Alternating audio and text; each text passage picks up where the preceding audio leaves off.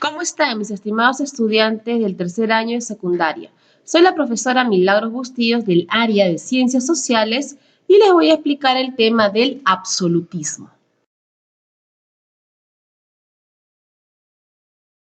Como ya te había explicado en clase, el absolutismo político fueron regímenes que centralizaron todo el poder en el Estado, simbolizado en la persona del rey. Se les calificó de modernas a estas monarquías, hablamos del siglo XV, XVI, XVII, hasta el siglo XVIII, ya que tenían un carácter mercantilista, se basaban en doctrinas nacionalistas y estaban inmersos en los orígenes del sistema capitalista, a diferencia de las antiguas monarquías que pertenecían al sistema esclavista. Las monarquías del siglo XVII se articulaban en el proyecto del Estado-Nación.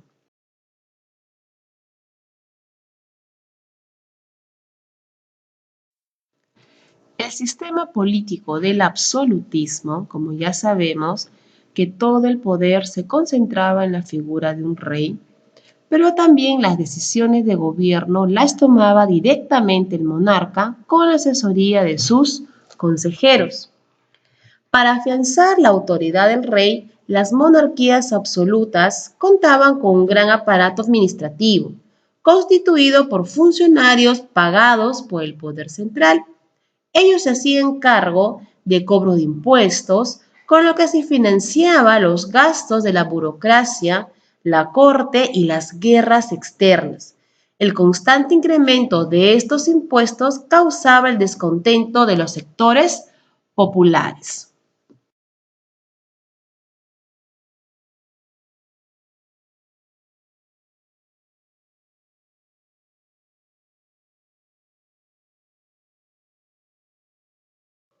Los fundamentos teóricos, queridos estudiantes, son argumentos que justificaban el sistema absolutista. Por ejemplo, tenemos a Jacques Bossuet. Jacques Bossuet fue un francés autor del texto La política extraída de las Sagradas Escrituras. Fue maestro del hijo de Luis XIV. Plantea que el poder absoluto de los reyes se funda en los textos bíblicos y está sometido a la razón. Por lo tanto, concluye comodinamente este teólogo, no puede haber rebelión ni crítica contra el sistema monárquico, ya que se estaría atentando contra las sagradas escrituras y el deseo de Dios. Esa fue su argumentación de Jacques Bossuet. Vamos a ver ahora a Thomas Hobbes. Thomas Hobbes, por ejemplo, inglés, autor de la obra Leviatán, plantea que el hombre en estado natural está en guerra constante, que el hombre, afirma, es lobo del hombre y por lo tanto solo tiene instinto de conservación, lo cual, si es ejecutado por todos, desembocaría en una guerra civil, el peor de los males. Por lo tanto, pensaba Hobbes, para evitar esa guerra constante, cada persona debe renunciar a su libertad y ceder este derecho al monarca en un pacto social con el cual el rey garantizaría el orden y la estabilidad. Esos fueron los argumentos que ambos teóricos sostenían para poder justificar el absolutismo.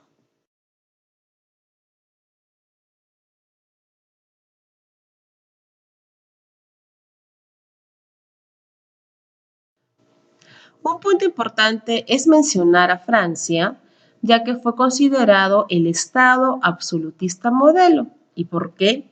Para poder comprender, te explicaré de una manera breve. En los primeros años del gobierno del rey de Francia, Luis XIII, tuvo que enfrentar un periodo de gran inestabilidad política. Esta situación fue aprovechada por la nobleza, que exigió la convocatoria de los Estados Generales en 1614. Ante ello, Luis XIII recurrió a la asesoría del cardenal Armand Gilles Dupleix, duque de Richelieu, un hábil político a quien hizo nombrar primer ministro, cargo que mantuvo hasta su muerte. Richelieu Tuvo como objetivos fundamentales afianzar la autoridad del rey y consolidar el poder de Francia en Europa. Para ello, buscó someter a la nobleza, neutralizó a los protestantes y fortaleció el poderío militar del país. En 1642 murió Richelieu y fue sucedido por el cardenal Mazarino. Al año siguiente también murió el rey Luis XIII y lo sucedió su hijo Luis XIV. Mazarino mantuvo la política de Richelieu y bajo su mando culminó la famosa Guerra de los 30 años que los vamos a ver más adelante. Muere también Mazarino y con ello pasa a gobernar en el año de 1661 el rey Luis XIV, también conocido como el Rey Sol. Él asume directamente el poder y decidió no elegir primer ministro. Bajo su gobierno, el Estado francés se convirtió en el modelo que seguirían los monarcas absolutistas o absolutos posteriores. Asimismo, Luis XIV ejerció el gobierno más largo de Francia. Estuvo en el poder 54 años. Sus principales políticas de gobierno se desarrollaban en tres áreas, como lo tenemos en el texto: en la economía, en la política interna y en política internacional. Si hablamos de economía, esto estuvo dirigido por Jean-Baptiste Colbert como partidario del mercantilismo. Colbert desarrolló una política orientada a obtener metales preciosos. Así estimuló las exportaciones, redujo las importaciones, fomentó la industria nacional y mejoró el régimen tributario. En la política interna, Luis XIV centralizó totalmente la administración del reino. La nobleza, que aún mantenía rasgos feudales, se convirtió en cortesana, totalmente dependiente del monarca. En la corte de Versalles, los nobles vivían solamente para realizar la majestad del rey. En lo religioso, el edicto de Nantes fue revocado, lo que provocó que muchos protestantes huyeran de Francia. En lo que viene a ser la política internacional, el rey basó su política externa en el principio de fronteras naturales de Francia, los Pirineos en el sur y el Rin en el este. Esto lo llevó a iniciar varias guerras que le permitieron obtener Estaburgo, parte de Luxemburgo y Flandes. La última se efectuó a inicios del siglo XVIII y fue denominada Guerra de Sucesión Española, que culminó con el Tratado de Utrecht en el año de 1713.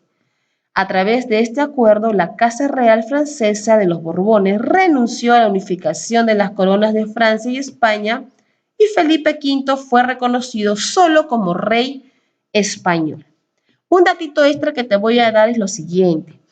Entre los legados del rey Luis XIV se encuentra el Palacio de Versalles, que mandó construir en el año de 1668 para que fuese el símbolo de la monarquía más poderosa de Europa. Además, estimuló el desarrollo de las investigaciones científicas al fundar en 1666 la Academia de Ciencias de Francia.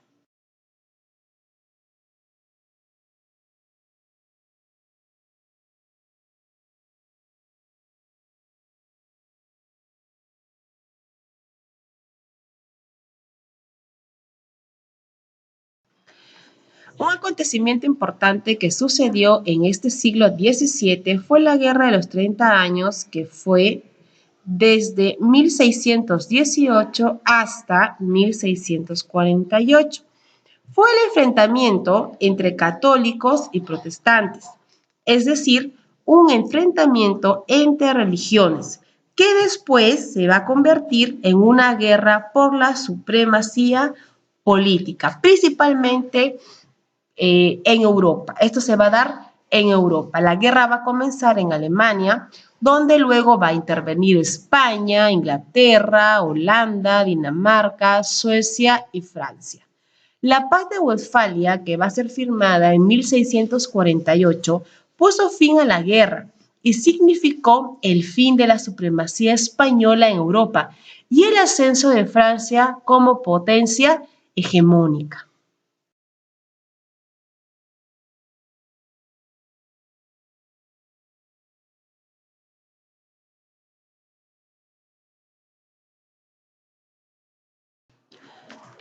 A fines del siglo XVII, España entra en una profunda crisis política, económica y social, producto de la mala administración de sus reyes, evidenciado en intervención de diversas guerras, gastos lujosos de la corte, pierden préstamos bancarios, reducción demográfica, disminución de la producción y la elevación de impuestos al pueblo.